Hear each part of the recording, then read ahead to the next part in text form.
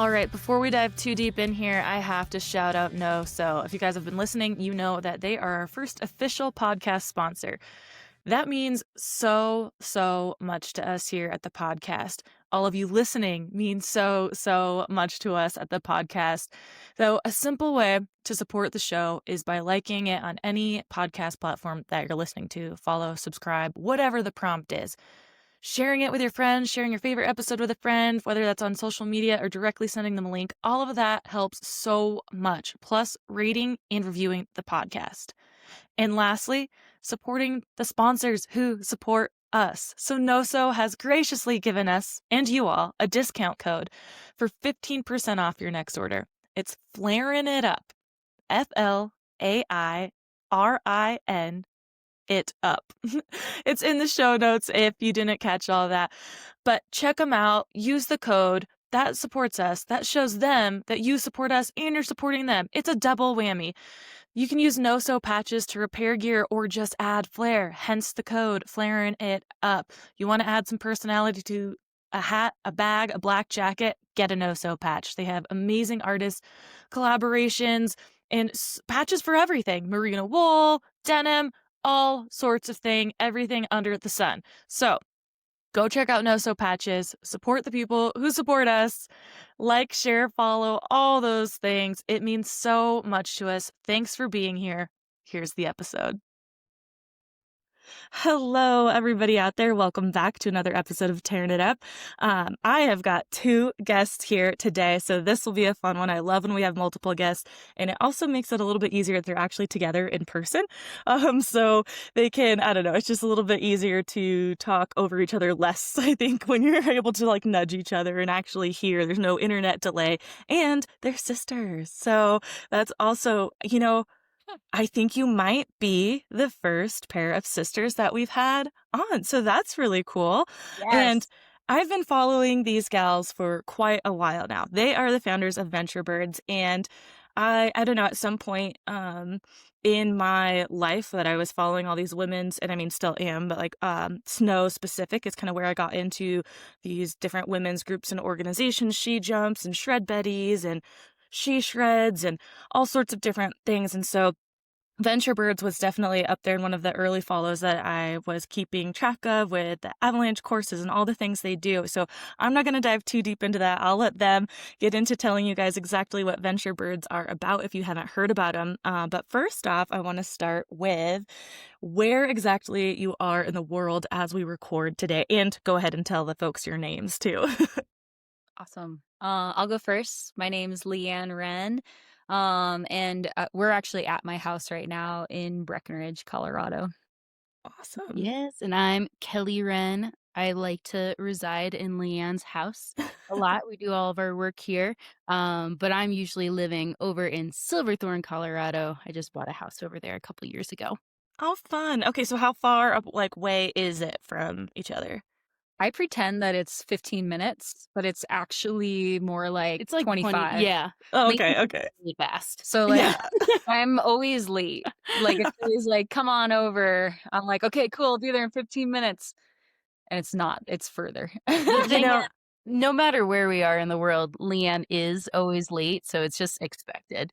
I have her location tracking. I know when she's going to show up. That's so funny. I feel like as I've been in Tahoe, I've kind of gotten worse at it. And there's this thing that people call like Tahoe time. And it would drive me nuts when I first moved here. I'm like, no, it doesn't matter. You're still just like late. Be responsible. Because I don't care if you're in like Tahoe time, there's like island time and these things too. It's like, no, like if you say a time, you still need to be there. I understand like a slower pace or whatnot. But now I definitely find myself like planning. Maybe it's like what you said, Leanne, where in my head, I think it's only going to take 15 minutes, but it actually takes 25. So I'm not giving myself the extra leeway. So I end up being a little more late more often than I used to be. And it's something that drives just myself nuts. But my late actually is on time. Like, it's to like a gym class and I want to be there 10 minutes early to like, I don't know, have my shoes on, be ready, but I'm showing up like 2 minutes earlier, right when class starts or something. So it's not really late, but it's not early like it used to be. like, I'm the person that is pretty punctual, and if I am late, which does happen for sure, I'm not perfect, Yeah. I'm the one that's, like, apologizing, like, Y "I'm so sorry." Leanne shows up, and it's casual, like, she's here, and now it's time to go. Yeah. It wasn't that 10 minutes ago it's time to go, and she's now late. "No, I'm here, we're ready to go. I'm I ready. love it. I Let's love it. go." That is so funny, and, oh, man, I just have so many questions too about the just sister dynamic and everything. I can't wait to dive into it, but are you guys from Colorado originally? We are not. We grew up in Pennsylvania, in the Pocono Mountains of Pennsylvania. We actually had a really incredible childhood and childhood home. We grew up in a log cabin on a lake. So it's like as picturesque as you can think your childhood could be of just like Yeah. running around outside, like no shoes, all of the animals catching bullfrogs, just having this outdoor world living in Pennsylvania, which was so fun and so great. But we're mountain girlies and we even like we spent time in New England, we traveled around a bunch, but every time we traveled, we were just going somewhere with bigger mountains, bigger mountains, bigger mountains. Leanne moved out to Colorado first, and as she traveled around Colorado, she settled in Breckenridge, and I kept visiting her like during college breaks and everything like that. And as soon as I graduated college, I was like, yeah, Breckenridge is going to be where I move to as well. And we actually have a brother in between us. And the same time that I was moving out to Breck, he was like, I got a job at Keystone. I'm coming too. Oh, So we all cool. moved out to Colorado. And a few years later, our parents followed suit and they're now down in Durango. So Oh, I love that. Okay, so that, explains why you guys know so much about Durango and the trails then, I take it. Or I'm sure maybe you spent more time there before your parents were there, but Yeah. it sounds like you guys go back there often? Yeah, I mean, that's what it's so cool because Patrick, our brother, he lives in Fruita, Colorado, which Oh, obviously we all wow. kind of have ties to Fruita with Rome Fest and everything.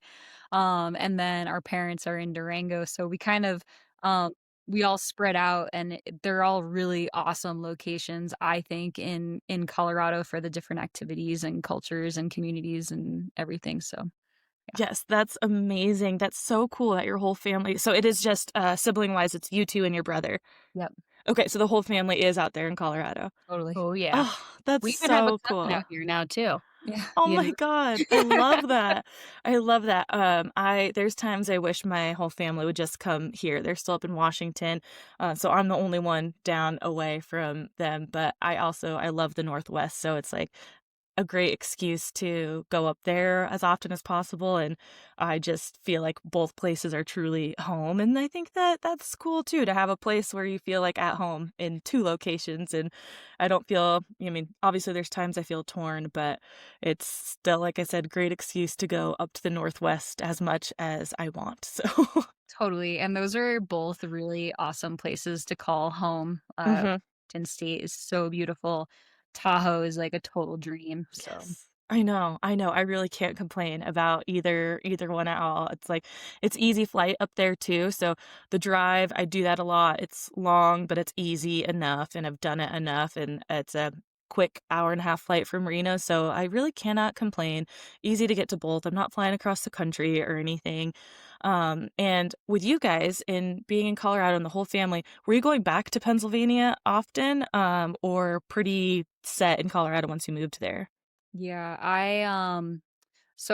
once I moved out to Colorado, I was kind of doing like the back and forth thing, and I would drive like all the way from Colorado, like back to the Poconos in Pennsylvania, which is basically like where we were in Pennsylvania was like almost New Jersey, New York. Wow. It was like the very edge of Pennsylvania, like on the East Coast.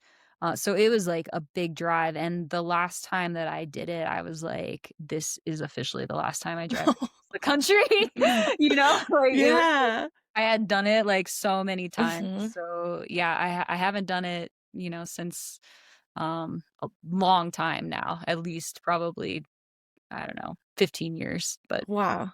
yeah. Wow. Yeah. Well, is that I don't know a lot about Pennsylvania or anything. I mean, all I ever hear about the East too is obviously the mountains from the West and and East are pretty different, but I still know there's a ski culture there and whatnot. Did you guys all ski and like were snow enthusiasts back there too, or when did that part come into your lives? I Yeah, I Go ahead. our parents are bigger ski bums than You will ever anyone. be. Yeah. Yeah. You know, like they so, you know, as soon as I was able to like kind of hold myself up, they put me in a pair of ski boots and, you know, those things are rock hard. So I'm not going anywhere, but I was like in ski boots on the skis, they're pushing me around and everything. And they did the same thing with all of us. So we were skiers, you know, first, and our home mountains were like Big Boulder, Jack Frost, Camelback. Yeah, and we did a bunch of ski racing, you know, kind of not serious. But when I was 10 years old, is my dad was in some sort of ski race. He won a snowboard, and it was like this tiny snowboard, but it was huge for me. And he was like, "Okay, we should go out and like give this a shot." Like people weren't snowboarding yet or anything. Mm-hmm. And so What we year is this? uh, Give like them a Some context. like It probably was like like 96 94, or something. Okay. 95, Okay, so something I like take it that. you're the oldest, Leanne, Yeah, of the I, 3. Okay. I'm the oldest. Yep. And so it was like 94, 95, something like that. And we get to the resort and we're trying to get on the lift and they're like, no, absolutely not. Like you can't bring those things up here, you know? And so we were like, okay, well we're gonna hike it then. And so we hiked up with our snowboards and yeah, and rode the resort. And I pretty much didn't I loved that. Like I loved like kind of the hardcore mentality. Like I'm a part of this like group that, you know, not a lot of people would be like, "Oh, you're a shred Betty, you're I don't know." They're heckling me. And I thought that was so cool, that culture and everything. So I stuck with it pretty much. My dad, he's a skier. But I stuck with snowboarding. That's awesome that you were actually like experienced that. I feel like a lot of us who have been in the snow industry a while, I've heard, right, where snowboarding comes from and the start, and there's all the places that it took forever for them to allow snowboards and just the reaction. And it was like looked at as that rebel like type of person and culture and things. But I got into snowboarding later in life, not until my teenage years. And, it was totally changed by then. But of course, like I said, heard all the stories. So the fact that you actually kind of experienced that, I think is really awesome. And to have seen like literally seen and been a part of the entire change of it from then till now. Yep. And so, Kelly, what about you? Where did it like, are you snowboard as well Yes, now? Okay. I'm also a snowboarder. So same deal, on skis, first thing, get us out there. No complaining. We're out at, our resorts on the East Coast, they open at like 7 a.m. and they close at 10 p.m. So like we are there from bell to bell, That's right? awesome. So I started skiing the year that Leanne got her snowboard. I was frothing. I was like, I want one too. I want one too. I am 6 years younger than Leanne. So I'm like itty bitty wanting a snowboard. And I think the next year, they let Patrick, our brother, get a snowboard for Christmas. And all of a sudden he turned over. He's a snowboarder. And I'm just like, I still want one. And I think it took like an additional 2 years. I was 8 years old. So 98, 8 years old. And I finally got this bright orange Oxygen Joker snowboard for Christmas. I will never forget it. I got it for Christmas. I started learning how to snowboard really between Patrick and Leanne. They kind of were like, okay, follow me. That's like my teaching of snowboarding, like follow me, make it down. But I never went back to skis. I started snowboarding at 8, never went back, and it's been true love ever since. That's awesome. And obviously your parents like support you guys all being snowboarders and then still skiing. And did you guys get out a lot as a family? Like sounds like you probably still do. Yeah, I was just gonna say it Yeah. hasn't stopped for sure. I think like for our dad, like his glory days are when we were competitive, like we were snowboarding competitively. So we were riding half pipe, slope style, giant slalom. We were doing all of those events and we were traveling all over Pennsylvania and the Northeast and that sort of thing. And those were like his glory days, were That when he would be out at those events on the weekends competing, and he was coaching, and he would be, like, cooking us hot dogs in the He oh in the was my always parking god. lot, waxing and the gear. He'd be like all the kids totally. would line up to get their stuff waxed by him and then get a hot dog Yeah, and then go out. He was yeah. living life for You sure. guys, I love this so much. I'm honestly like my cheeks already hurt so much from smiling that I'm like, this is just, Yeah. I feel like I'm watching like a movie. It's like I can just picture it all. And I'm just like, oh my God, I love this. And it's just like, yeah, I can imagine it all. And so, so cool that your family was so tight and like just having the support of your parents just sounds so amazing. And yeah, your dad, like you said, those were his glory days watching you guys do all that. It's so cool. Yeah. And before we get too far, I guess as we start to from here, hearing your background of getting into snowboarding, your connection with all of it and the family, let's tell people is what exactly VentureBirds is now, and then we'll talk about like how you really got to creating it. Totally. So yeah, Yes. what do you guys Why were do at VentureBirds? This is Um, Kelly's gig. She's yeah. got this. So, gosh, the quick and dirty, right, of what VentureBirds is. So, Leanne and I are the co-owners of VentureBirds, and VentureBirds in a nutshell, we are an outdoor education and adventure company for women, femme, and non binary folks. We are teaching avalanche education from the very basics. You've never been in the backcountry before. We're teaching you how to tour efficiently, how to pack your backpack, what should be in there, through like your AIARE certifications. And then in the summer months, we are teaching our mountain biking skills clinic. So, again, from the very beginners, you've never been mountain biking, through advanced riders, or even if you're trying to get into racing, we have something for you. But our biggest thing is that not only are we hosting these courses and clinics like throughout the state of Colorado, we're not just based in Summit County, we're all over the place, but we are really community driven. So we do a lot of group rides that we like to call pedal parties, Yes. so that people can meet each other. We like to do a lot of free maintenance workshops so that you gain confidence with your own equipment too. So pretty much VentureBirds is here for you to gain that confidence, that proper knowledge, and that self-reliance to be on the trail, whether you're with a bunch of friends or on your own. You know that you deserve to be out there and you have the background to be there too. Ah, I love it. I love it so much. I mean, obviously, it's right up our alley here at Tearing It Up and all the things. And the word I still like hate using, but there's again not really a better one, but empowering like women to get out there, like you just said, on your own or with a group of friends or whatnot, and that feeling of belonging, like you. And I think I don't know if you guys. I'm interested to hear if when you moved to Colorado and to Breckenridge, if you felt any of this, because when I moved to Tahoe, and I mean, it definitely still lives here, but you feel very much a kind of mountain town like elitism, and that especially if you moved from somewhere else where maybe in your area or group of friends you were like, I don't know, the active one and the crazy one or something, but then you come to these towns and you're like, wow, I'm like below average at everything.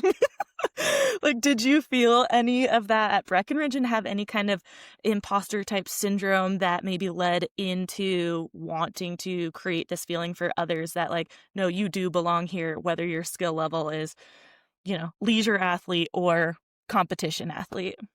Yeah. I mean, I kind of touched on like us being competitive snowboarders and that sort of thing, and that's kind of what led me to come out to Breckenridge ultimately, is because at the time when I did move out here, 2006 ish, right? Yeah, 2006 ish. Oh my god.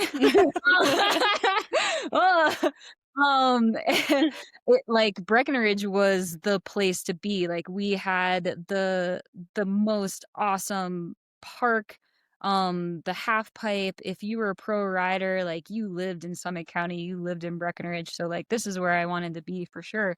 And yeah, I mean that feeling for was a big deal for me like at the time, because I was like I feel like I'm a great free ride snowboarder, and then you get out here and it's like, okay, well, I'm not pro. That's for Yeah. like I'm a great snowboarder, but I'm not pro. But like I think I learned early on, like if I want to keep snowboarding, I need to do it for myself and, like, do it for the joy of it, and, like, no matter what, like, competition days are great and fun, but they're also high stress. The days that I live for are the days that I'm out there with my friends, and especially, like, if you can have one of those magic days where it's like, it's a powder day and you just start collecting friends in the lift line, and then you're in a mob, and then, it's like those are the days that I live for and what keep me kinda coming back. I love that. Yeah. Yeah.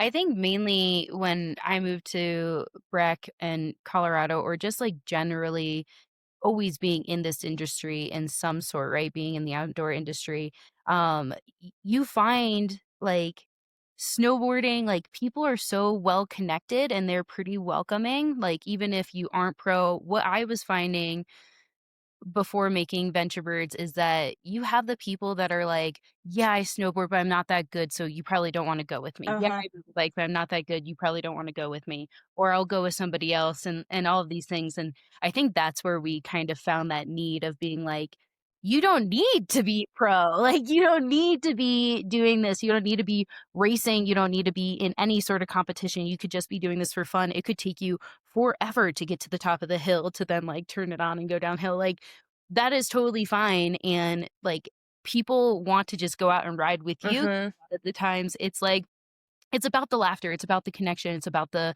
conversation you're having with this person while you're doing that activity, rather than just, like, "You have to be the best of the best because we're not taking any breaks and we're getting Yeah. hardcore," you know? So I think that's where we kind of found the need of just being like, "You don't need to be pro, but you can keep doing these sports, and you can do them well, and therefore have more fun while you're Yes. doing them." Yeah. I love it. And so that's exactly kind of leads me into where it all started with like where you started to kind of notice a gap that needed to be filled that eventually built Venture Birds. Like, was this getting into like backcountry for the first time yourself? So yeah, tell us about how that all started. Yeah. I would say like VentureBirds, it went through a lot of changes as we started. So I originally started this company called Thumbs Up Birds and still birds. They started with my best friend. She was a film photography major. I was a journalism major. We went and studied abroad in New Zealand, and essentially we were using this as a blog to pretty much we don't have to call our parents every day, right? We don't have to give them updates Yes. what we're doing Okay. and see what we're doing, but as we were there, we realized, like, we were interviewing, like, women in snowboarding and skiing, folks that we were meeting on the road that were, like, out winter surfing and doing these different things, and it very quickly snowballed into, like, this outdoor blog of, like, showing that there are, like, women in the outdoors, there's women, like, in these roles, and then as the outdoor industry followed suit, and there wasn't just like the token skier, right? Like the one person in all of these films, we were like, it's not enough to showcase the folks that are already in the outdoors. We need Mhm. to find a space, make a space to get more women and femme folks out there. And that's pretty much when, like, my friend at the time, she moved away, she was doing her own thing. I kept the brand, and um Leanne and I sat down. Leanne was guiding for some backcountry outfitters. I was teaching some like mountain bike courses. And I was like, you know what? We're doing the same thing, but different. Do you want to? Please, please, please, big sister, I love you so much. Do you want to run this business with me? And she said yes. Love it. She said yes. And really she was like, under one condition, we changed the name. And VentureBirds was kind of born from that.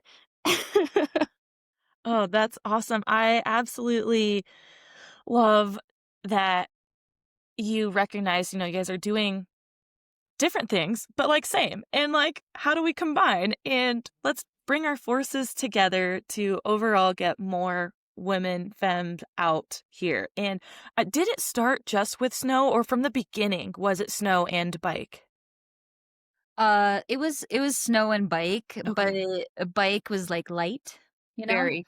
And we were in the very beginning with VentureBirds, like, teaching courses, we were only teaching, like, your backcountry basics, so very much, like, intro to how to use your gear. It was most people's first time out into the backcountry and that sort of thing. And that's kind of how we started with our bikes too the following summer. A lot of these courses were like donation based. 'Cause Mhm, we were like, mhm. I don't know, is anyone gonna think that this is valuable? And it is. It's Yes. extremely valuable. So it's funny that I did that at first. It took us a while to own our own, like, worth and our own Yeah. knowledge and be like, "Yeah, Totally. people do wanna pay us to teach Yes. Mhm. them this." But yeah, I that's a think struggle. I think that's totally normal for most people, and maybe that script is changing, I would hope, with just more, especially for women, more things being out there and available now, like women having been able to go through courses and experience things like this and build something of their own, that they're kind of maybe skipping some of those stages that we went through of being in early stages, like, well, this doesn't exist really, so is it worth it? And like, I think the biggest thing is valuing in yourself, your self-worth. And like you said, it sure it's valuable, people need this, but are they gonna pay me? Like, am I the right one to teach it? I feel like that's something that, is very hard to come to terms with sometimes. It takes just like longer than, well, it should, just to think It that no, took me it's way your longer, worth. I would have to Yeah. say, like, Leanne was like, "Nope, we have she knew way sooner, like, I always knew that, like, what I was doing, I loved it. Hmm. Leanne knew way sooner that how the value of it, I would Yeah. say, 'cause, like, for me, to this day, it probably would have been like, I don't know, donations, 'cause, like, Yes. I don't know. I'm honestly fighting that to this day, just with this podcast, everything. It's obviously a totally different beast, and I'm not teaching courses, so the monetizing of it is completely different than many things. But I daily have the fight of, is this worth it? Like, is anybody out there? Like, does it really Please, matter? I love it. I'm listening. But it's like, just to say, that while for some people it may get easier because there's more things available, it can still be those thoughts that come into your head, even if you've done something for a long time. You can just have that day where maybe it's just a really bad period and you're like, I'm extra hormonal or something. And like, I'm questioning everything. And the next day it might all be better. But I think it's, yeah, we all as women just still kind of go through those cycles of like, is it really? Yeah. What's happening out there? And can be hard to keep that in front of mind, to keep doing what you're doing. And so in those early days, as you started and you're kind of doing these donation based, trying to figure out your worth and whatnot, what kind of challenges did you face? Like, were women showing up? Was it hard to find the women, or were they actually just like there, and now it was about how do we scale this and actually give the people what they need or want? Yeah. Kelly and I joke like the first probably summer of like doing some mountain bike meetups, we would show up and sometimes it'd just be her and I going for a ride. And Even like if one maybe person, we still one were going. person or two people would like show up or whatever, it was like, oh, like at least we got to ride our bikes. Yes. And now like we have to cap it at 30 people. We have like 4 different groups going out at one time and that sort of thing. So definitely like finding the people we would be calling up our friends and be like, you should sign up for this course, please. Please, we'll give you a discount. Like, Tell whatever. your mom, tell your sister. But, like, and then we grew it by like those people started telling people Mhm, about it, right? Like, there's a lot of word of mouth. We started like taking some photos and some videos so people could start to see like mhm, this is legit. These are like we're having a ton of fun. We started to recognize that like we do need to a little bit like prove ourselves that we're legit. Like um we get all of our own permitting. We hire all of our very professional guides and educators. All of our guides and educators and coaches, they're all certified to be teaching what their what their whatever their respective field is, whether it be avalanche education or mountain biking and insurance and like all of the things. So like we are legit and we had to learn to be able to like tell those stories mhm. But it's something that we're like so proud of, and we grew slowly, very slowly.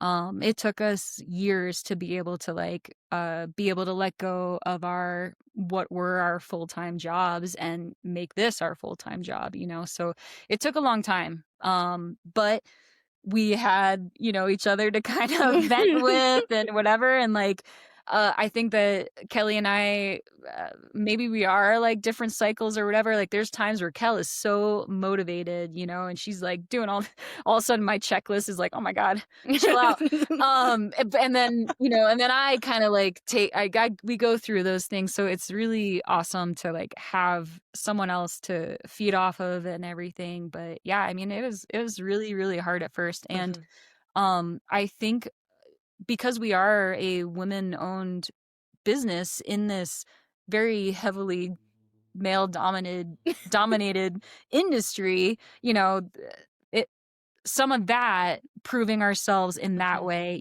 people would be like, "Do you have permits?" And we're like, "Yes." Yeah, we're What do you not mean? idiots. Yeah. Yeah.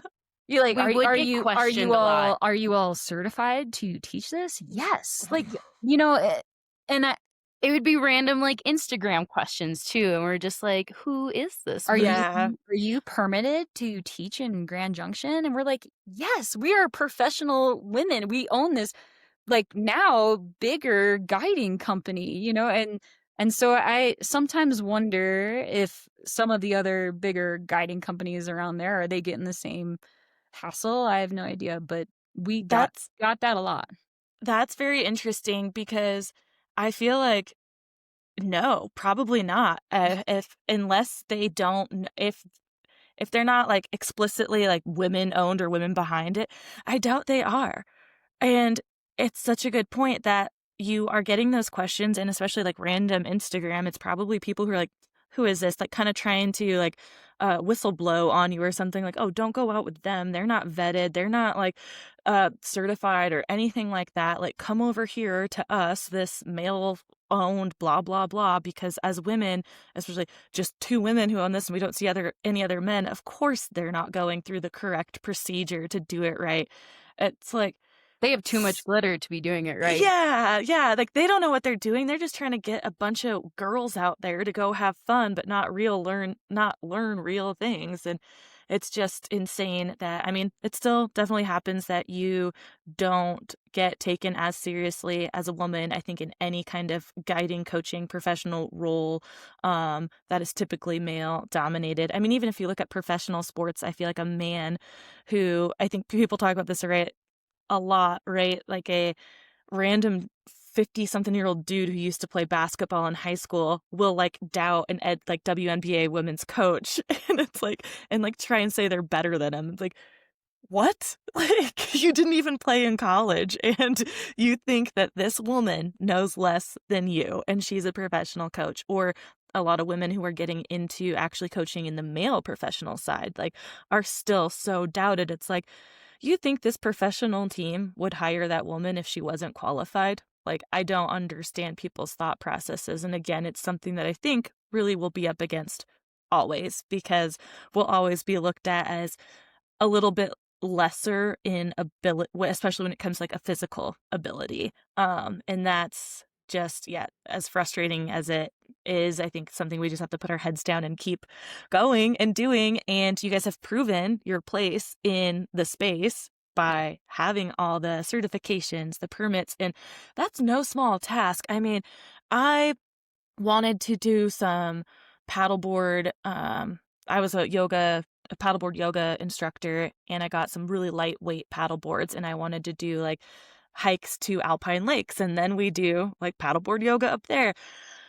And yeah, someone brought up to me like permits and things, especially around here in Tahoe, and like just the commercial licensing, all that. I was like, oh my God, wait, what? Like I can't just like go on a leisure hike and paddle on this little lake. That it was so overwhelming. I had to talk to a friend who worked for a guide company and just like go into the weeds with it. But it just gave me a tiny insight into running a kind of guiding company. So the fact that you guys have to do all of that for every place you go, all your courses, like Every new there's place, it's a over. lot of admin. Yeah. So you're not out there just, like, doing and teaching the courses, you are on the computer getting all this logistics figured out. And when, I guess, did you guys teach the course? Are you, like, certified to teach the AIARE courses yourselves and whatnot? Did you start that way and then kinda grow and have to find others? Yeah, yeah. So, I have been teaching like our AIARE curriculum for the past 4 years, 5 years. And before that, before I got like my certifications to teach like the AIARE curriculum, I was teaching our backcountry basics. And like our basics courses, we have our folks who at least have like their Rec 1, their Rec 2, their Avi Rescue, that sort of thing. But then if you do want to teach like avalanche courses with us, you have to go through like the AIARE training instructor training program and everything. If you're a course lead, you have to go through their course lead program. We have a handful of folks who are not only like educators, but they're also AMGA certified guides and that whole path. So, like all of our people are very legit. They either have like their wilderness first responder certifications, which, in case of an emergency in the backcountry, they're able to respond effectively. And yeah, like our people are very legit. They are out there all the time. A lot of them are on patrol during the week, teaching courses on the weekends. So also very committed. Yeah. And then in the summer, it's the same thing. All of our folks are either BICP or PMBI certified to teach level ones or level twos. We have air coaches now, and which like that's another thing too is Air? Like, so, like, jumps? oh Mhm. yeah, Okay. oh yeah. But like that's another thing too is at first when we were first doing this, there were not a lot of people who were like getting their coaching certifications or getting Mhm. their ARIES certified or their AMGA guiding and now it's changing and Yeah. it's awesome. Like when we start to ask people like, okay, we're starting to think about hiring for next season or whatever, the amount of women and femme folks who are like coming to us and like looking for a position, wanting to be in these spaces is like unbelievable. And I wish I had more courses Yeah. It to to give like that opportunity. But I guess that kind of I might be going like off topic a little bit, but that kind of is another one of our really big missions is mentorship. So Mm, we do a ton of scholarships and we offer opportunities for professionals like in the outdoor industry, whether it be mountain biking or avalanche certifications, to come out and shadow with us. So they're basically like building their confidence, seeing how we're running courses and clinics and like getting that professional experience. that's And we're not amazing. asking for anything in return.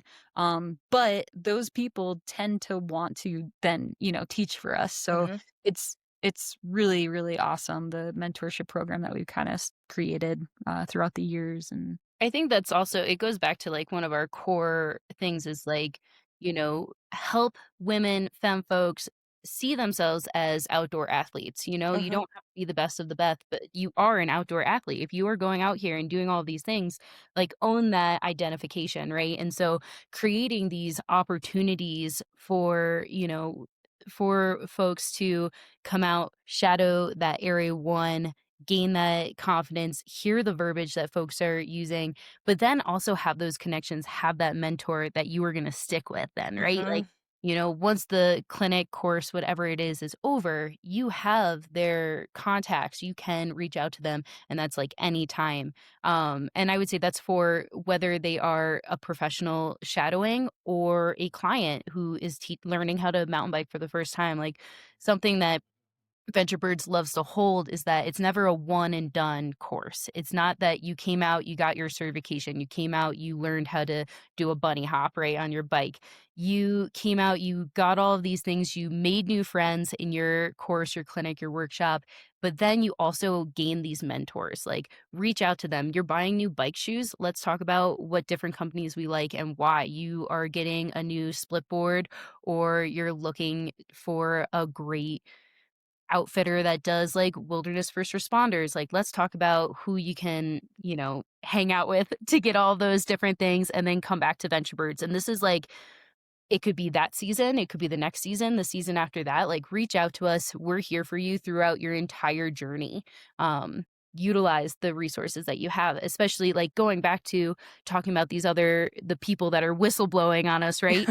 Like, it made the other outfitters and the other people in the industry who did support us right away that like stand out that much more to us, right? Like, okay, this company, there was last year. Yeah, let's give us So the tea. last year, one time, I made a mistake. I was panicking. I was checking my pulse because it was about to explode. But when you do an AIARE course, you provide the clients with these blue books, and these blue books help Mhm. you, record snowpack, your study, your trip, who you're with, how you're feeling, what your plan is, what your backup plan is, all of these things. It comes with the course. I am packing everything up to go onto this course to give all of our things out, and I do not have enough. And I am losing my mind because it's not like AIARE is next door. They are like in Cresta Butte. I can't just like go pick up these blue books from somewhere.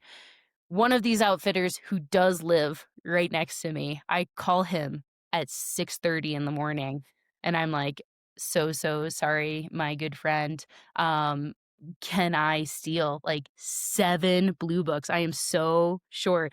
Can I steal 7 blue books? And he was like, yeah, walk over right now. Like, walk over right now, take the blue books. He was like, I have so many, so don't even worry about like ordering more right now. Like, just like get through your course and then we'll talk about it afterwards. And they saved the day, right? Yeah. Like it, and it saved our like appearance and our The reputation. because like, Y could you imagine if I Yeah. was half of you get them, but half of you don't? Sorry. Like, and mistakes do happen. It's just Mhm. Leanne and I running this business. So every once in a while, it's just like things do slip through the cracks. And, but it has those people that do support you just stand out that much more. And then, it gives Leanne and I the drive to help those people too. Like, Mhm. somebody's coming up and they are trying to do hiking. They are trying to do paddleboard yoga. And we're like, okay, this is what you need to do. These are your contacts. Like, I'm happy to talk to you about who I talk to. Yeah. That doesn't mean you'll get them, right? Like, permitting is really competitive. We're super fortunate to have what we have. But like talking people through that because we took a really long time to get through that portion of it.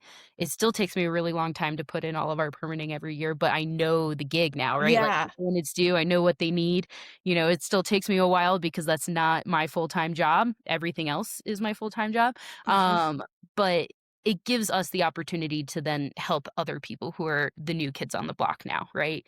So, Yeah, and I mean, it all kinda comes back, like, to community, right? The yeah, whole I mean, even what I'm doing, again, it's, like, largely about creating that community and that network of people where you may not have the answers for someone, but you can point them to someone else who does or has closer to the answers for them, and, it's not this competition of, like, we want you to only come to us for everything you need, but we will, yeah, hook you up with whoever we think is great that can help you out, and we just want more people to be out there and doing the thing and having the confidence to do those things. And I think that community in this day and age has very much gotten lost. I think that for those of us who do live in like smaller mountain towns and do things in the outdoor industry have a much more like connection with it and understand how important it still is, but people outside of that, the kind of general public, I think, doesn't have that as much anymore. Even in your neighborhoods, the way kids interact with each other, especially in big cities, is not the same as it once was in the 90s and 80s of actually going outside and playing with your friends, right? So it has changed for everybody everywhere. So that's why I think it is so important, especially to welcome people in who maybe aren't from like don't live in those areas, want to take a course, but they don't live in the ski town, but they go up once in a while and just feel even more removed from that community and are just trying to get a foot in the door of finding their people. So again, just opening those doors for people is so important. And said, finding the people that support you and are like, "Yeah, I got your back." We all make mistakes, shit happens, and even though it may seem like a little mistake to someone on the outside of, like, forgetting like, not having enough books, like, that could be a huge for you, and again, like, your reputation with what you guys do, that one wrong person hears it and it's like, "Oh, well, they don't even have enough material, so are they really prepared?" Like, even though Totally. you're so established now, like, that anything, there's still the people out there who just wanna take you down, and I did wanna touch on, you guys mentioned how long it took you to build, like, this wasn't a, "Cool, we started, and the next, slow year, and the next year was like, bam, here we go." I think that's so important too, and something I have to remind myself of often is it is absolutely normal to be a few years in and still, like, treading water, right? It is not 1 year, 2 year, I'm 4 years into this podcast, and it is, I feel like, still, like, on that point, like, I'm getting close to a point where I can, like, break out of this spot, but it everything we hear and see these days is more of that instant success, so we feel like because we're 4 years in, 5 years in, that, like, we should be so much further than we are, but the truth is, like, it's absolutely, yeah, normal to still be struggling at those years, and it's, not till 10 years sometimes that people are finally able to quit their full-time job or actually like be in the green or something. For you guys, for that context, when did you start VentureBirds? What was the year? Yeah, go ahead. Technically 2019, Okay. but the so 2019, uh, fall going into 2020 winter. So if you Yeah. remember, uh, pretty Mama. much what was it, like March 2020, Yeah. Yeah. end of the world, Mhm. Mhm. and, we were so nervous, and we got a little bit there definitely was a bit of a community feel in those times with different guiding companies around us. We leaned a lot on each other, being like, "Okay, what are you all doing to be able to be, like, compliant and safe and, like, while COVID is going on," you know? So, we were very, very nervous, like, this is gonna be the end. But as we all know, it all of a sudden became this outdoor world, right? Mhm. Like, and so, yeah, we were wearing masks and we were taking so many safety precautions, and we had waivers that were like, if you feel not great, don't come. Like, and, but, we made it work. And I think that we were kind of lucky in some Fortunate, for way. sure fortunate. Yeah, fortunate that, it kind of was the time that we were getting into it, because all of a sudden everyone was like, "Let's get outside. Let's sign up for courses. I Mhm. have a stimulus check. Let's do this." And then so we kind of immediately got to, like, reach out to a lot of different people and, got Yeah. them out on courses, so And I would say, like Leanne was saying, our base is community, right? Like we used to only do group rides, then we were doing donation based, but we still kept that. Like we are all about our community. And something Leanne always says is she's like, I feel like we're good at this job because we're really creative about what our community needs. Like, Mhm. okay, we can keep just doing the same exact clinics over and over, over and over. And, we'll probably still see new people or even the same people if they're just bumping up that education or getting a refresher, anything like that. But really, what do they need that is fresh and new? Mhm. So using our community and using this like guideline of like we've done this works, this doesn't work, but maybe it would work in this way. So um something like fresh and new that we started was the rip roaring mini enduro that we do with mountain biking. So, we have this rider to racer program. You go from being, an intermediate to advanced mountain biker. Where do you go now? You feel like a little stuck. You're ready for this next step. But like jumping right into these big enduro races, maybe that is like too intimidating. You need a little Mhm. bit more guidance. So we do like this 10-week program where you have a strength and nutrition coach. You have these skills coaches that are with you the entire journey. So you get a skills clinic, and we're like, okay, it still feels like a lot. going from these skills clinics and training Mhm. into this big professional race. And it all comes back to the community, right? Like, we are going to build this rip roaring mini enduro that is just a party. It is more I for love it.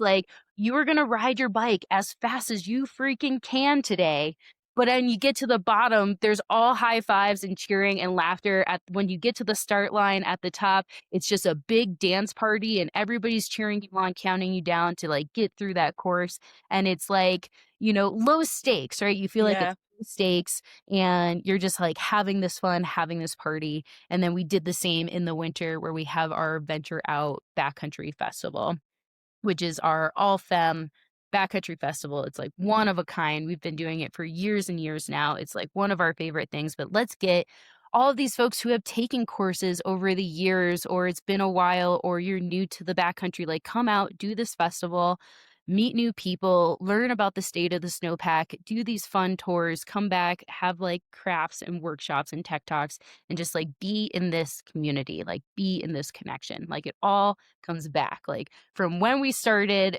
through today, like it all comes back to like, what does the community need? How are we giving back? Even I'm kind of blabbering now, but No, it's great.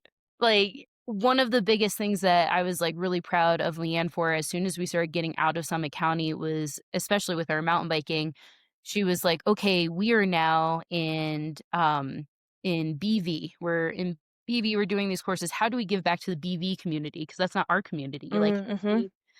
we, create these opportunities for their trail builders and their small businesses?" And we just, like we go around and we're like, "Yeah, it's not just our community, it's, like, the whole thing." So every time we move around, we try to like bring in more people and really just like help other folks grow with us. Like we grow because they're growing. So come and learn and grow with us. We I want love we it. want people to be like, if someone is hearing, "Okay, we're gonna VentureBirds is having a course in Crested Butte this year," or whatever, we want the Crested Butte community to be like, "VentureBirds is awesome." Like, Yeah.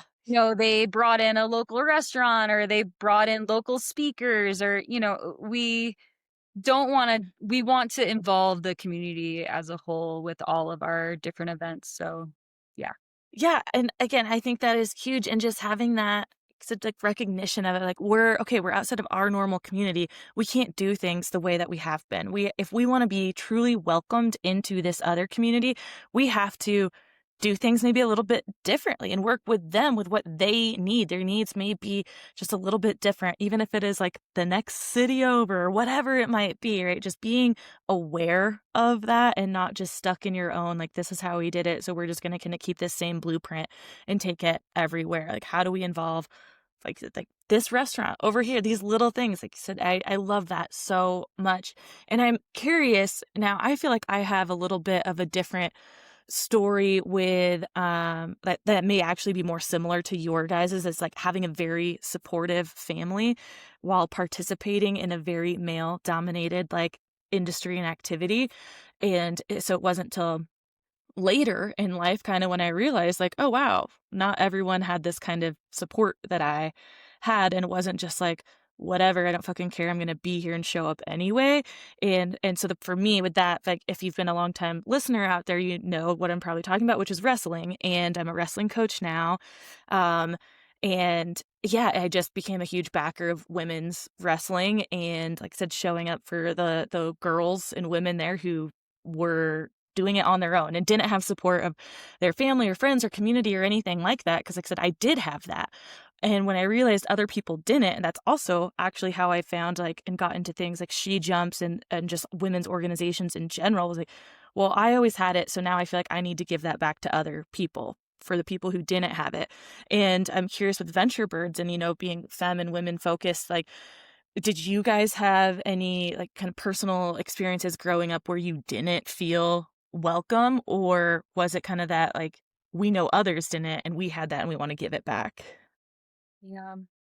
Um, I will say as much as I can like remember, when I first started getting into the backcountry, it felt pretty unwelcoming. Like Mhm. it felt like, and this is like 12 years ago. that I started getting into split boarding and that sort of thing. And so it was very much like, this is my zone. I'm not going to tell you where I go Yeah. ski, like, that sort of thing. And it was hard to find like some backcountry partners, and it's still something that I struggle with sometimes on like bigger days. Maybe I want to ride something in avalanche terrain, like finding people who are, down and that you trust and Mhm. that sort of thing. I will say sometimes that's so extremely hard in the backcountry, but it was especially hard when I was first getting into it. And I think that like when you take a course with VNTRbirds or, you kind of get access to our resources, whether it be like some backcountry guidebooks, which there are so much more of now these days than Mhm. there were when I was first starting. There's Onyx Backcountry, and Caltopo now shares when other people are like creating maps and stuff. So I always say like use those resources as like inspiration. Mhm. So, like, maybe it kinda gives you access to, like, a trailhead that you never thought of or whatever, and you can see people are skiing there, but you still need to have, like, your brain and the education once you get out there, to know what avalanche terrain is, what it is not, where you're planning on going, not just following a random skin track into the Yeah. woods, because you don't know what that person was doing, what they're up to. Um and then, like, with mountain biking, and so it's funny, I have been skiing since I was 1, skiing, snowboarding since I was 1, but mountain biking, I did that as an adult, Mhm. like, I was 30 about when I started mountain biking, and it was because my now husband, got me into it. He was, like, super into enduro racing, and, so anyways, I was like, "If I wanna hang out with this guy, I gotta learn how to mountain bike, I guess."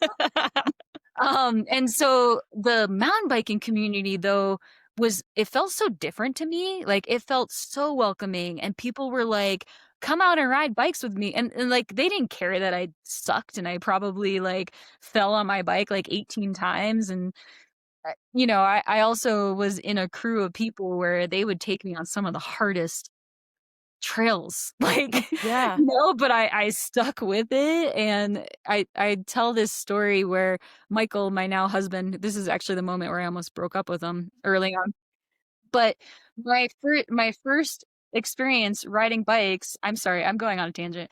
My first experience riding bikes, we go out to Fruita, Colorado, and he takes me on PBR.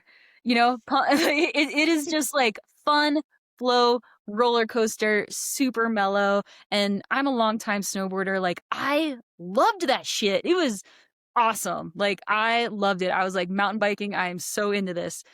The next day, we're on a road trip, we go to Moab, and he takes me to Captain Ahab, Oh my god, that's so funny because I which I did not do that in Moab just the other day because I was alone and I didn't have a lot of time, and I was, like, reading so much about it. I'm like, "Can I do this in this amount of time?" And then I was like, "You know what?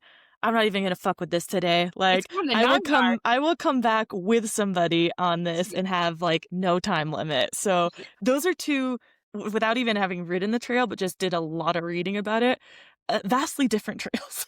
Second bike 180. ride ever. My second bike ride ever, and at the time, it was, like, a different entry than what it is now or whatever, so it was, like, this ginormous, like, step down thing, like, just to get, like, to the trail, and I'm like, "No, no way," like, I cried and whatever, and made him turn around, and then, it's funny because I just had this I was so scared of it, I was so Mhm. it's been many, many years now, and I'm a different mountain biker, but we went and we rode it, in the spring, and I was like, "Oh my god, I love this!" You know? It's like but I rode with a group of people who they were so much better than me. They took me on all sorts of, like, epic mountain bike trails that, like, yeah, a first timer should never have been on, but that was my experience, but everyone was so welcoming. Yeah. Yeah, They yeah. wanted to come out with me even though I sucked and I was in over my head, and they most likely had to clean up some of my blood or, fix my flat or whatever. It's so welcoming, so, I love the mountain biking community for that. Yeah, it's And it's trying to, amazing. like, like we were supported, right? And we saw a need, we saw like we're trying to fill this gap, but we're continuously finding a need, like in the Mhm. beginning we were like, we are a women's outdoor education. We are a women's outdoor education. Now we're like, we are a women's femme, non-binary. Like we are finding that other people that need more support, like trans folks, come on out. We are here. We're supporting you in your journey. Meet other folks that are also supporting you in your journey. Create your community if you don't currently have it Mhm. through VentureBirds, right? So I would say like everybody has their different trail of life and that can quickly pivot too, right? People's stories change in the middle of life and different things. So we're trying to be the people that like we are continuing to support you. Um a big thing that VentureBirds does that we're really, really proud of is that we have a whole scholarship program. Um, Oh, cool. Most of this, some of them are supported by different brands, but the majority of our scholarships are self fundraised. So we are out there hosting events like our No Man's Land Film Festival, or we have a gear swap coming up this week. I saw that. It's gonna be really fun. But these proceeds go straight, like we don't get paid for these. It goes straight to our scholarship fund to get more people out there, not just in the outdoors, but into these leadership roles and to find that. So it is like we understand, like especially, getting into the sport, that takes so much. One, it Mhm. takes drive and confidence because you are a beginner and that is the hardest shit ever is to Mhm. be a beginner at something, especially as an adult. And you just feel like you should be good at something, but it does take Yes. time. Like I have finding that syndrome. totally. Being a beginner is super hard, but also getting into those leadership roles, like Leanne said, they have to take, to be an avalanche educator, you have to take your rec 1, your rec 2, your rescue, your instructor, like, and that is so much money and it's so Mhm. much time. How do you work this second job, have a day job when your goal is to be this outdoor educator, to be this guide? And they don't make enough money, I must say. Uh, Especially in a, like, relatively short season, especially depending where you live, right? Like, yes. to get this all done and work, like, that's probably not happening in one season, Yeah. like, So so it's so much time. let us get you out there. Let us, at least front the bill in some way, right? Like Mhm. that's something that we are happy to work harder to create. Like if I could just pay for everybody's things, Yeah, I would. I I wish. know, for real, yeah. We're working on Yes. it. But we do try and we give out so many scholarships. I think per seat or I don't know, over the year we're giving out like over $20,000 Wow. in just scholarships alone. And we do these big scholarships, which they're actually open right now for folks. Yeah. Backcountry avalanche education, those scholarships are open right now, but we also do partial scholarships. So if somebody is just like, hey, if I could get my gas and lodging covered, I would be able to take this course. Or if it was $100 off, I'd be able to take this course. We are here to listen to our community and their needs and try to meet them where they are. And as long as we have it, we're here to give it to you.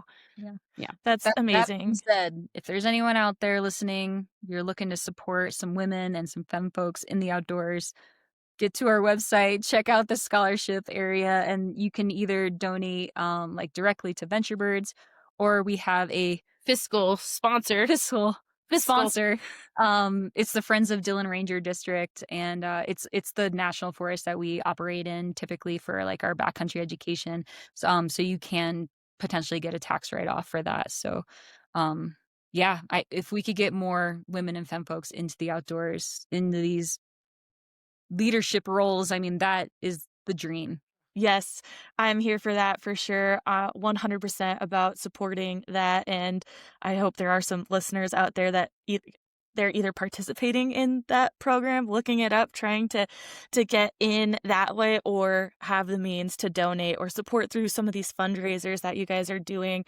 When this airs, I think it will be a week after I've hosted the third annual ladies avalanche awareness night here. And so a gal that I took my motorized level 1 with teaches for Sierra Avalanche Center. She leads the discussion, Tasha Thomas. She's amazing. And she is a part of like an AIARE mentor program this year that hopefully we can get some meetups together and she can get some of her mentees out to learn under her while taking groups out.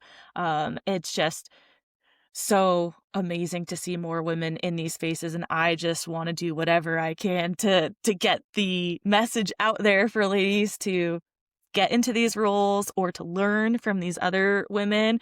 So it was lovely having you guys on and telling everyone about VNTRbirds and how women can, and femme and non-binary and trans, like, come out there and be supported in a group of like-minded individuals. And whether it's just to feel comfortable recreating and getting out there, or you have some goals of taking some of these leadership and guiding roles. I mean, it's so cool that you offer really like everything across the board. You did mention you're outside of Colorado as well, or where can people find you guys online and like in-person courses? Online, VNTRbirds.com, so VNTRbirds.com, or on Instagram or at Gmail, however you want to, whatever your love language is to get a hold of us, you can find us, VNTRbirds. We are currently, Leanne and I are based in Summit County, but we host our workshops, clinics, courses throughout the state, from the Front Range all the way down to Durango, Snowmass, Crested Butte, everything in between. But we are actually working. This is expanding. This is a hot new drop. You're the first one. Oh, We are going to host a mountain bike retreat in Moab this coming April. oh my God. Awesome. Okay. Well, does this, I don't remember the dates off the top of my head, or if you guys, are familiar or attend Boot Tan Fest. Mm-hmm.